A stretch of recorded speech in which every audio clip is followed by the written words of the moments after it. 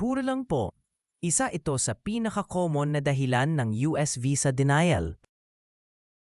Kapag vague ang sagot mo, walang dates, walang lugar, walang malinaw na plano, red flag yan. Ang iniisip ng consul, temporary visit ba or may ibang balak? Dapat simple pero specific, saan pupunta, kailan at bakit babalik ka sa Pilipinas. Hindi kailangan ng mahabang kwento, kailangan malinaw. Mas maraming documents? Mas strong? Hindi po. Maraming applicants nagdadala ng sobrang daming papeles pero hindi naman hinihingi. Sa US visa interview, mas pinapakinggan nila ang sagot mo kaysa sa laman ng folder mo. Documents support your story, but your answers decide the result. Prepared answers versus thick folders.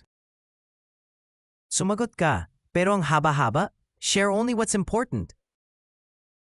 Kapag kabado, maraming applicants nagdadagdag ng impormasyon na hindi naman tinatanong. Mas maraming salita, mas mataas ang tsanse ng inconsistency. Isang tanong, isang malinaw na sagot lang. Clarity builds credibility. Hindi ikaw ang nag-fill ng DS-160? Okay lang tumulong but listen. Maraming applicants hindi kabisado ang laman ng sarili nilang DS-160. Kinukumpara ng consul ang DS-160 mo sa pagod mo sa interview.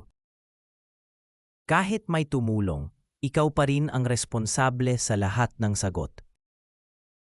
Know your application. ACES Visa, visa made easy. Avoid costly visa mistakes. 095-122-9836. Inquiry at acesvisa.com.